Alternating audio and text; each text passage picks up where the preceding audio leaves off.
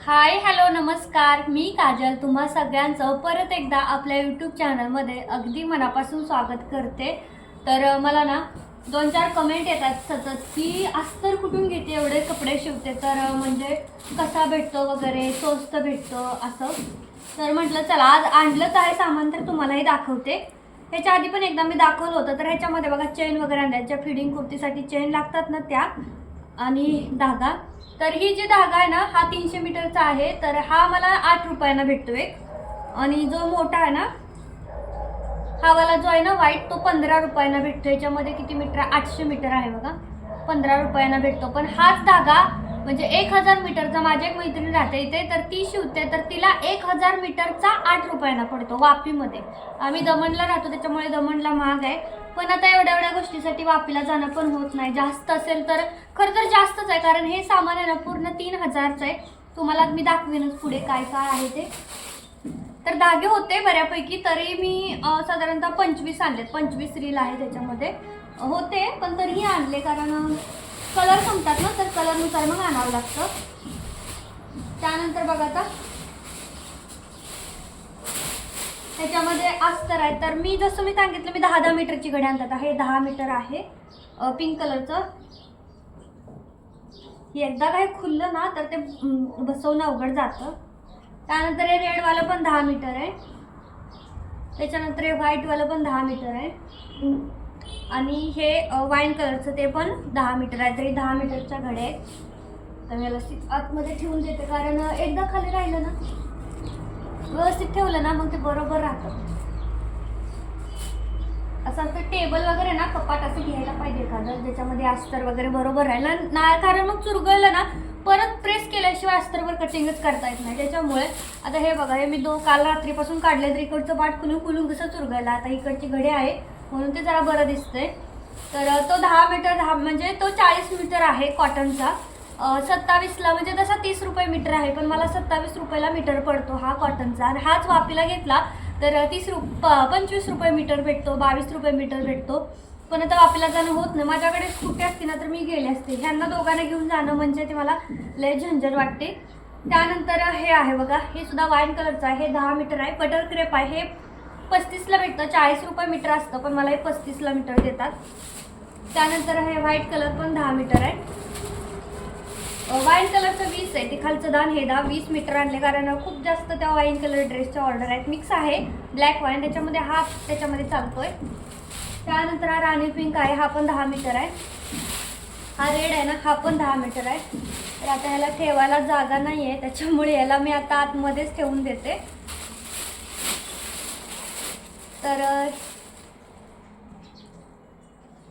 तर हा 10 मीटर आहेत साधारणतः, हे 10 नाही, हा 50 मीटर आहे। 2 वाईनवाला 20 आहे, आणि मग बाकीचे सगळे आहेत ना 10 आहेत, म्हणजे 20 आणि 30 50 झाले। 50 मीटर हा आहे, कॉटनचा 40 मीटर आहे। तर हे सगळं सामान मला 2942 रुपयांना पडलं होतं। हे सगळं ऑल चेन वगैरे धागे मिक्स त्याच्यामध्येच होतं। तर आता याच्यात भरते, कारण आता मला कटिंगला बसायचंच आहे, आणि कटिंग करतानाही दाखवते, कारण बऱ्याच कमेंट येतात की दुसऱ्याकडून शिवून घेत असेल। त्याच्यामुळे आज मी तुम्हाला ऑल माझं सगळं शिलाईचं आता वाजलेत बघा, आता सकाळपासून एक ब्लाऊज 2 गुड्या झालेल्या आहेत, आता वाजलेत 1 पावणे 1, आता आम्ही जेवणार आहोत, जेवण वगैरे व्हायला 2 वाजतील, आणि मग 2च्या नंतर मी कटिंगला चालू करेल, आणि ते तुम्हालाही दाखवेन मी काय शिवते। संध्याकाळी 10 वाजेपर्यंत चालू मी तुम्हाला दाखवणार आहे। तर चला आता मी पटकन स्वयंपाक करते, आणि मग स्वयंपाक चालूच आहे, चपाती लाटायच्या बाकी आहेत, आणि मग तर आता बघा जेवण वगैरे झालं, आणि बऱ्यापैकी काम आवरलं होतं, म्हणजे भरपूर काय करते, पण होतं असं की नाईट शिफ्ट असते, आणि मग मी त्यांना मोबाईलवरती रिप्लाय द्यायला लावते कमेंट्सला, कारण की इतक्या कमेंट असतात, मग मला सगळं नाही होत ॲडजस्ट, मग त्याच्यामुळे मग नाईट शिफ्ट असली की ते झोपत पण आहे। तर त्यांना मी सांगत असते की तुम्ही मोबाईल हँडल करा, मी माझं शिलाईचं काम करते, त्याच्यामुळे खरं तर मला अजून माझ्या कामामध्ये लक्ष द्यायला वेळ भेटतोय। नाहीतर सगळं हँडल करायचं बसणं, एक कस्टमर हँडल करायला अर्धा तास लागतो, कारण त्यांना फोटो टाका, ते पॅटर्न सिलेक्ट करणार, नंतर ते पेमेंटची प्रोसेस, ॲड्रेस हे ते, त्याच्यामध्ये खूप जास्त वेळ जातो। आणि बरं झालं की ते करतात नाईट शिफ्ट असल्या, म्हणजे आणि मग आता त्यांना लावलं होतं, त्याच्यामुळे मग मला जास्त व्हिडिओ शूट करता येत नाही. कारण ज्या मोबाईलमधून माझा व्हिडिओ शूट होतो ना, त्याच मोबाईलमध्ये ऑर्डरसुद्धा येतात. दुसरा मोबाईल आहे ना, त्याच्यामध्ये येत नाही आहेत, कारण त्याचा आवाज गेला आहे, आवाजच बंद झाला आहे दुसऱ्या मोबाईलचा. त्याच्यामुळे आता सगळं एका मोबाईलमध्ये चाललं आहे. तर आता माझी इथं एका बेबीची ऑर्डर कंप्लीट करायचं झालं आहे. तिचं बारसं आहे आणि बारशासाठीची तिची ही तयारी चालली आहे. तर तिला छान अशी डबल लेअरची खण फ्रॉक पाहिजे होती. त्यांनी जसा पॅटर्न सांगितला होता ना, सेम तसाच मी कंप्लीट केला आहे. सोबत कॅप, हेअर बेल्ट आणि तिला बुटीज म्हणजे शूज पण तयार करायचे होते. सगळंच बनवायचं होतं. आणि तिच्या आईचा ब्लाऊजही शिवायला आला होता, जो तुम्ही कालच्या व्हिडिओमध्ये बघितला ना, तो तिच्या आईचा ब्लाऊज होता. आणि आता हे तिचं काम चाललं आहे. तर मला वाटलं होतं की 1-2 तासामध्ये सगळं कंप्लीट होईल, पण नाही. शपथ, मी ना जेवण झाल्यापासून हे करते. आता जवळजवळ 3:30 वाजत आलेत. आणि 3:30 काय 4 वाजत आलेत, कारण रुद्रला झोपाय घेऊन गेले ते. त्याच्यामुळे किती वेळ झालं मी तेच करते. इतकं किचकट काम आहे ना. फ्रॉक तर कशी पण होईल शिवून, पण ते टोपी शिवा, त्याच्यानंतर मग तो हेअर बेल्ट, त्यानंतर ते शूज, इतका त्या शूजमध्ये सगळ्यात जास्त टाईम गेला. मला वाटलं होतं अर्ध्या तासात होतील, नाही झाले. 1 तासभर तर ते शूज तयार करायला मला गेले. त्याच्यामध्ये जो स्पॉन्ज टाकावा लागतो खालच्या साईडला कडक येण्यासाठी वगैरे, भरपूर झंझट होती. त्यात त्यांनी कपडा पण इतका अपुरा दिला होता ना. 2 मीटरमध्ये त्यांनी सगळं ॲडजस्ट करायला सांगितलं होतं. त्यांनी अजून थोडा अर्धा जरी मीटर म्हणजे 2.5 मीटर जरी दिला असता ना, तरी करेक्ट झालं असतं. आता माझ्याकडच्या 6 महिन्याची नाही तर 3 महिन्याची मी एका मुलीच्या फ्रॉकला 3 मीटर कपडा वापरते. मेन फॅब्रिक 3 आणि अस्तर पण तेवढंच वापरते. मी अजिबात कंजूशी करत नाही. पण यांनी स्वतः दिलं होतं त्यांनी, त्याच्यामुळे तरी मी त्यांना सांगितलं होतं 3 मीटर द्या, पण त्यांना मिळालं नाही. त्यांनी दुसऱ्या कलरचं दिलं होतं वरती अर्धा मीटर, पण त्यात काय झालं नाही. तो कसं कलर वेगळाच दिसत होता. मग मी म्हटलं ह्याच्यामध्येच आपण सगळं ॲडजस्ट करू, कारण मॅचिंग होईल. नाहीतर मला शूजच्या वरती पण छोटेसे फ्लावर बनवून लावायचे होते. खूप सुंदर लुक आला असता, पण ठीक आहे. आणि बघा सगळं आवरलं संध्याकाळचं. आणि त्याच्यानंतर मग थोडंसं बसले मोबाईल बघत, आणि आता मी लागले स्वयंपाकाला. तर बेबी गर्लचा ड्रेस शिवल्यानंतर एक ऑर्गेन्झा ड्रेस शिवला आणि एक ब्लाऊज फिटिंग म्हणजे ढिला करायचा होता. मी शिवलेला होता एका कस्टमरचा.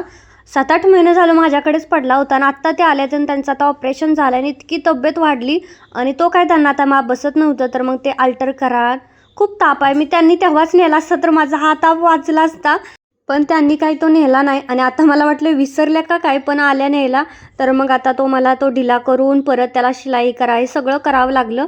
मग ते 2च कंप्लीट केलं ना. तर त्याच्यानंतर स्वयंपाकाला लागले. तुम्हाला हा राडा बघून वाटत असेल कसं करते. मला ना इतकं कसं तरी होत होतं की स्वयंपाकच करावा असं वाटत नव्हता, कारण नाईट शिफ्ट चालू आहे.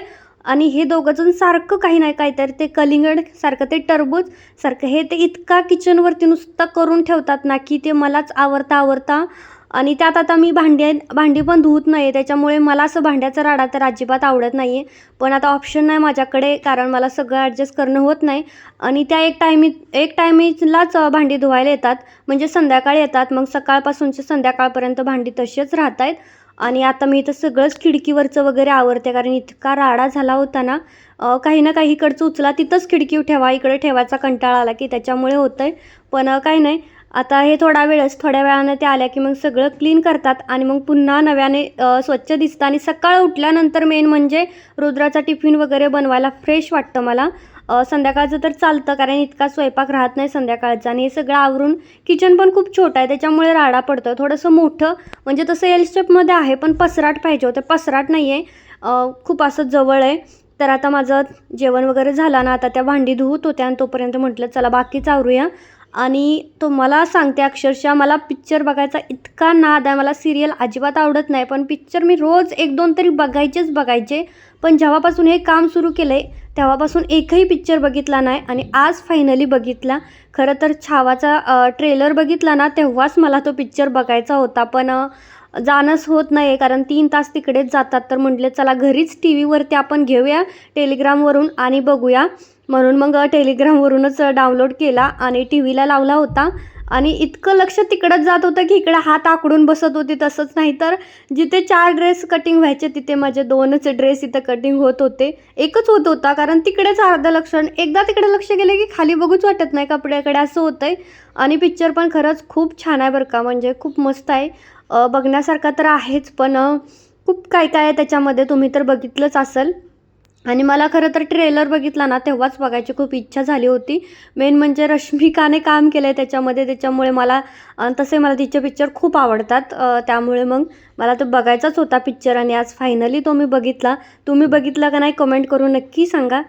आता तुम्हाला वाटत असेल की इथं हिचा किती राडा पडला आहे, तर रुद्राची खेळणी, हे त्यांचं इथं लॅपटॉप, त्यांचं डायरी, म्हणजे सगळं इथंच एका जागीच तिघांचं चालतं आहे. त्याच्यामुळे ना आता मला सगळे ड्रेस आज कंप्लीट कट करायचे होते, त्याच्यामुळे हा राडा होतोच होतो. जेवढं अस्तर आणलं ना तेवढं आता सगळं संपणार होतं. तर चला आता मी हे करते ना तोपर्यंत मी तुम्हाला एक किस्सा सांगते. तर बघा, लहान असताना म्हणजे आमची परिस्थिती खूप नाजूक, अगदी खायला वगैरेही जेवण असं म्हणजे नसायचं. तर आम्ही चौघं बहीण भावंड आहोत, म्हणजे आम्ही तिघी बहिणी आणि एक भाऊ. सगळ्यात पहिला भाव आहे, त्याच्यानंतर माझी मोठी बहीण आणि माझ्या आधीची सगळ्यात लास्ट मी. माझ्यानंतरही छोटी होती एक, पण ती काही वाचली नाही. आता मला वाटतं ती असायला पाहिजे होती. आणि माझ्या आईने खरं तर, माझ्या आईला तर मीच नको होती, कारण लहान काही नसायचं, कष्ट करून म्हणजे इतक्या मुलांना सांभाळणं. बाकीचं तर राहिलं, पण खायला तरी लेकरांना म्हणजे पाहिजे. दुसरं राहिलं, पण भाजी भाकरी चपात्या असलं तरी कमीत कमी पाहिजे, पण तसंही नसायचं. खूप खूप म्हणजे खूप जास्त आमच्या हालाकीची परिस्थिती होती. आणि त्यात आईला माझ्या वडिलांची साथच नव्हती, कारण पहिल्यापासूनच ते दारूच्या आहारी गेल्यामुळे मग आम्हाला असंच राहायचं. आणि जाऊ दे, ते नाही मी काय सांगत तुम्हाला, कारण तुमच्यापैकी पण बऱ्याच जणांनी असं आयुष्य अनुभवलं असेल. तर हो, झालं असं होतं की मग आम्ही लहान होतो, आम्हाला ना इकडं कुठं मामाचं घर माहीत होतं ना कुणाचं, कुठं नेत नव्हते आमच्या आई, कारण तिला तिचंच पुढचं रानातलं, कारण हातावरचं पोट करा, दिवसभर कष्ट केलं तर हाजरी मिळायची, असं चालायचं. त्यामुळे ती कुठं जायचीच नाही.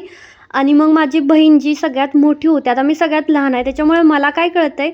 आणि तिचा जसा जन्म झाला, अगदी 6 महिन्याची झाली तेव्हापासून ती मामाच्यात होती. तिच्यानंतर आम्ही भेटलोच नाही तिला. माझी मोठी बहीण आणि भाऊ कधीतरी जायचे, पण मला तर कोणीच न्यायचं नाही, कारण आमची आई पण जातच नव्हती मामाच्याकडं. मामाचेच आमच्या घरी यायचे, कारण असं दानं वगैरे द्यायला यायचेच महिन्याला, पण आमची आई कुठंच जायची नाही. कुठं जाणार चालत, काय गाडी नव्हती ना काय नव्हतं, चालत कुठे, लांब, जास्त लांब आहे ना, म्हसवडच्या पलीकडे मामाचं गाव आहे. त्याच्यामुळे माझ्या मोठ्या बहिणीचा म्हणजे आमच्या चौघांचाही आम्ही तिघं तर एकत्र होतो, माझा भाऊ आणि आम्ही दोघी बहिणी.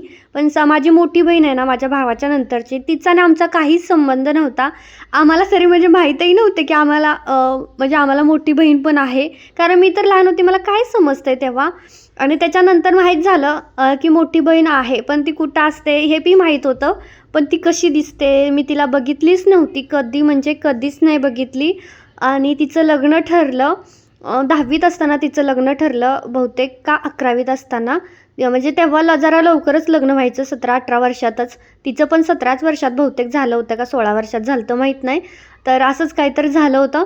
आणि मग लग्नाचा जे बांगडा भरायचा असतो घाना, आमचं खूप छोटं घर होतं. आपण आता घाना तर भरावाच लागणार होता. आम्ही असं काही जास्त कुणाला नाही, फक्त नवरीला आणि आम्हा दोघी बहिणीला आम्ही असं कुणालाच बोलावलेलं नव्हतं, कारण घाना जरी भरायचं म्हटलं तरी त्याला 2-3 हजार रुपये तरी खर्च येतो. सगळ्या गावातल्या बायका आमच्याकडं बोलवतात घाना भरायला. आणि मग असं जास्त कुणालाच बोलावलं नव्हतं, कारण काहीच नव्हतं. तर मग बांगड्याचे एवढे पैसे होतील ते कोण देणार, हा प्रॉब्लेम असायचा. तिचं लग्न म्हणजे खूप गरिबीत झालं, नाहीतर मग माझ्या नंतरच्या बहिणीचं आणि भावाचं मग चांगल्या परिस्थितीत झालं, कारण भाव मोठा झाल्यानंतर मग त्याने काम चालू केलं. पण तिचं लग्नाच्या वेळेस भाऊ पण एवढा काम वगैरे करत नव्हता, तो शाळेत होता, त्याच्यामुळे त्याला बी शाळेत इंटरेस्ट नव्हता, असाच बसायचा. तर मग असं झालं की ती घाना भरायला आमच्या इकडं मामा घेऊन आले तिला. ज्या दिवशी तिच्या बांगड्या भरायच्या होत्या, मेहंदी तर ती तिकडंच काढून आली होती.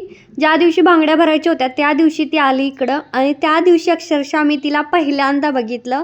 मीच काय, माझ्या मोठ्या बहिणीनेही तिला पहिल्यांदा बघितलं. आणि आम्ही बोललोच नाही तिच्याशी, काही संबंध नसल्यासारखं, नुसतं अनोळखी असल्यासारखं आम्ही आमचं खेळायचो आणि तिच्याशी कोणच बोलायचं नाही. ती नवी नवरी होती, पण तिच्याशी कोणीच बोलत नव्हतं. आणि मग बघा, त्या दिवशी मी तिला पहिल्यांदा भेटले, आणि त्यावेळेस मी पण काय मोठी नव्हती, 10 वर्षाची होती तिच्या लग्नामध्ये. तर ठीक आहे, बघा माझं सगळं इथं काम. तर तुम्हाला हा बेबी गर्लचा ड्रेस म्हणजे पूर्ण सेट कसा वाटला ते सांगा.